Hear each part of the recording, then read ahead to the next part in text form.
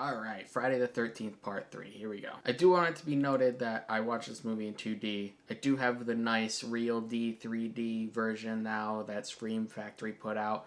I don't have a 3D player or a 3D TV, so I'm out of luck with that. This film takes place only a few hours after the second movie ends, and to remind you about the end of the second movie, they play like 10 minutes of it at the beginning of this movie. Again, this recap, we don't need it. Get it out of here. Cut out the fat. I've seen the movie already. If you're marathoning these things, it's just going to be deja vu the whole time. That funky title music, though, is funky. The elephant in the room here is that this movie is in 3D.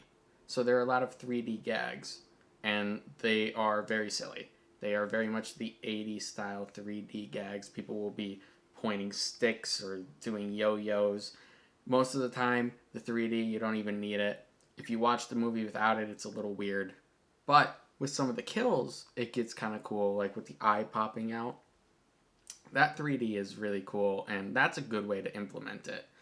You see, the problem with 3D is it's often gimmicky. Again, with things like throwing a yo-yo at a camera or pointing a stick at it, like you don't even need that. It doesn't add to the movie. When you want to do 3D right, you should add something to the movie. In a Friday the 13th movie, that's the kills. The kills need to be cool and in 3D.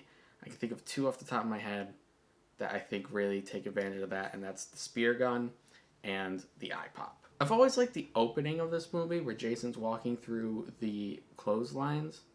It's just creepy, it reminds me of Halloween, and I think it's cool. We're starting to move away from the POV kills, and that's a huge step for this franchise. I'm glad that they keep going away from it as we go on, but the kills start to get gorier, and you see Jason actually performing them, which I think is better, and it's a better overall system for delivering the most blood and guts that they can, and overall better than POV, so I'm glad that we're starting to move away from that. I do really like the scene where they eat the weed. That shit's just funny. It's another one of those interesting, Friday the 13th doesn't have good dialogue, it doesn't really have great characters, and yet there are these great moments of good dialogue and funny characters. There's a new Crazy Ralph type character. I don't believe he shows up again in the rest of the series. I just miss Ralph. Before Jason gets his mask in this movie, they do a lot of interesting things to keep his face in the shadows. It's not like Jason's face is a mystery. I mean, it changes every movie, but it is interesting to see how they kept his face hidden up until the end. Again, I like the final girl. I don't remember her name. I remember Ginny from the second movie. I think she might be the only one. But I do like the final girl in this movie. I like that she has had a previous encounter with Jason. I like that there's the history there.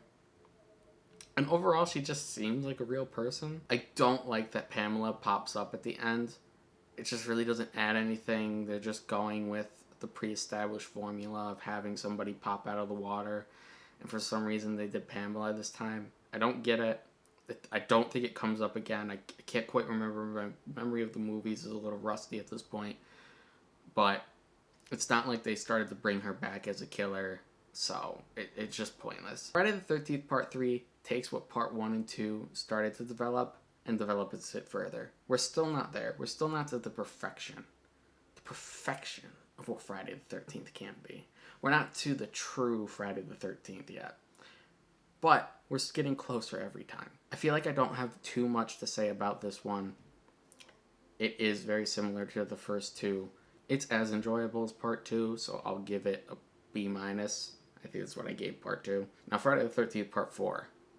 I have some high praise for that, so come back next time. If you like this review, I have other reviews on this channel. I also do short films and have some talk shows, podcast, stuff like that.